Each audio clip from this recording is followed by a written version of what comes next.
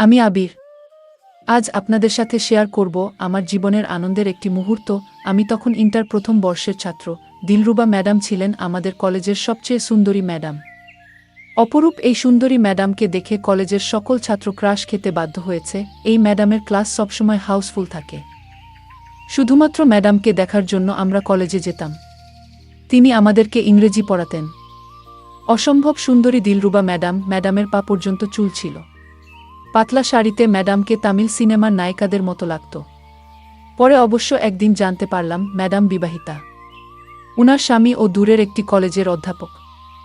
পরিচয় গোপনের স্বার্থে নিজ কলেজ কিংবা ম্যাডামের স্বামীর কলেজের নাম বললাম না। এবার আসি মূল ঘটনায়। প্রতিদিনের মতো ওই দিনও ম্যাডাম আমাদের ক্লাস নিচ্ছিলেন।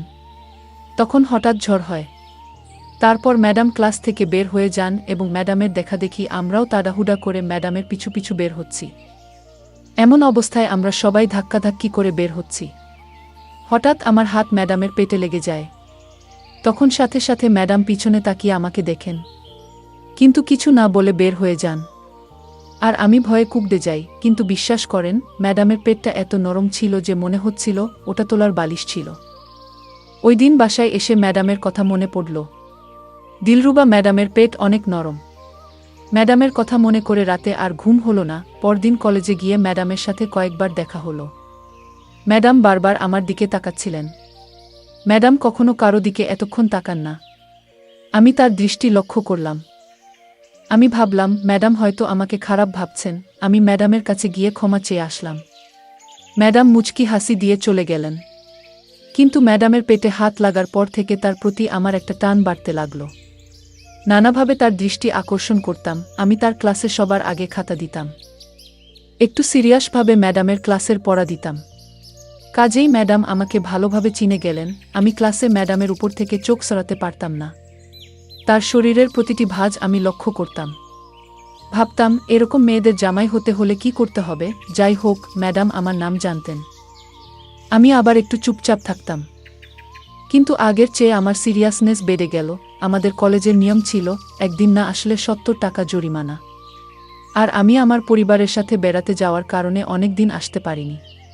তাই জরিমানা মওকুফ করানোর জন্য ম্যাডামের কাছে গেলাম। ম্যাডাম শিক্ষক রুমে একা বসেছিলেন। আমি ঢুকতেই বললেন, কি হয়েছে আবির? আমি বললাম, জরিমানা মাফ করতে এসেছি। ম্যাডাম বললেন, কত টাকা? আমি বললাম, ১০১০ টাকা। ম্যাডাম বললেন, এত টাকা হলো কিভাবে? কোথায় ছিলে এতদিন? আমি বললাম, পরিবারের সাথে বাইরে বেড়াতে গেছিলাম ম্যাডাম। তারপর ম্যাডাম বললেন, যাও, ছুটির পর দেখা করো। তারপর আমি ক্লাসে চলে গেলাম এবং কলেজ ছুটির পর ম্যাডামের কাছে গেলাম। তিনি আমাকে দাঁড়াতে বলে কোথায় জানি গেলেন।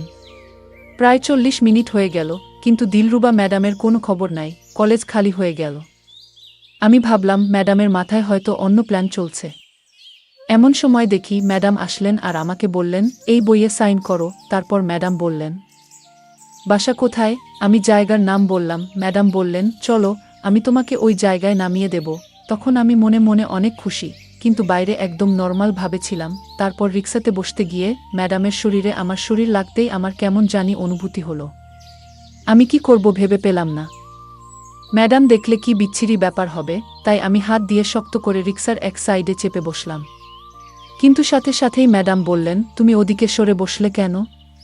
পরে যাবে তো? এদিকে সরে এসো। তিনি বললেন, লজ্জার কিছু নেই। পুরুষের এই একটাই সমস্যা। এখন বলো, তোমার বাড়িতে কে কে আছে? আমি লজ্জায় কিছু বলতে পারছিলাম না। ম্যাডাম বললেন, বাবা মা আছে বাসায়। আমি বললাম, না, তারা গ্রামে থাকে। আমার বাসার সামনে চলে আসলাম। ম্যাডাম আমাকে তার নাম্বার দিলেন। তখন আমি বললাম, আপনার স্বামী কি ভাববে? তিনি বললেন, স্টুডেন্টরা ম্যাডামকে কল করতেই পারে। তারপর ম্যাডাম আমাকে আমার জায়গায় নামিয়ে দিয়ে চলে গেলেন। এরপর রাতে ফোনে ম্যাডামের সাথে অনেক কথা হলো। তাদের কোনো সন্তান নেই। উনার স্বামী চাকরির জন্য আলাদা শহরে থাকেন, সপ্তাহে একবার আসেন। কিন্তু তিনি এতে সন্তুষ্ট নন। অবশেষে তিনি দাবা খেলার প্ল্যান জানালেন। বললেন উনার বাসায় যেতে। আমি ভয়ে প্রথমবার উনার বাড়িতে যেতে অস্বীকৃতি জানালাম। তারপর বললেন, কলেজেই আমাদের কাজ হবে। সবাই চলে যাবার পর ৫ নাম্বার রুমে আমরা খেলব। ওই রুমটা সবসময় খালি থাকে। পরদিন অনেক সেজে কলেজে গেলাম। ম্যাডাম আমাকে ডাকল। আমি মনে মনে বললাম, আজকে তাহলে আমার স্বপ্ন পূরণ হবে। ছুটির পর সবাই চলে গেলে ম্যাডামকে নিয়ে ৫ নাম্বার রুমে ঢুকেই ম্যাডামকে একা পেয়ে জড়িয়ে ধরলাম। ম্যাডামের শরীরের গন্ধ আমাকে পাগল করে দিল। তারপর আমি জোর জোরে কিস করতে লাগলাম। তখন মনে হচ্ছিল তার সারা শরীরে যেন আগুন বইছে। ম্যাডাম ঘন ঘন শ্বাস নিতে লাগলেন, যা আমাকে গলিয়ে দেওয়ার জন্য যথেষ্ট। এভাবে একে অপরকে আদর করতে করতেই ১০ মিনিট কেটে গেল। তারপর আমি ম্যাডামকে নিয়ে খেলা শুরু করলাম, যে কিনা অন্য এক পুরুষের সম্পদ। আমি অবাক হয়ে তাকিয়ে তার সৌন্দর্য অনুভব করতে লাগলাম।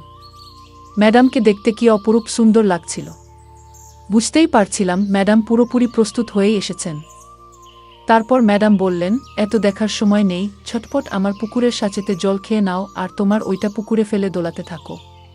আমিও ম্যাডামের কথা শুনে সাঁতার কাটা শুরু করলাম। আহ, কি সুখ! বহুদিন পর নিজের স্বপ্ন পূরণ হচ্ছে। অধিক সাঁতার কাটার কারণে আমি মাত্র ৫ মিনিটের মাথায় নিজের নিয়ন্ত্রণ হারিয়ে ফেললাম।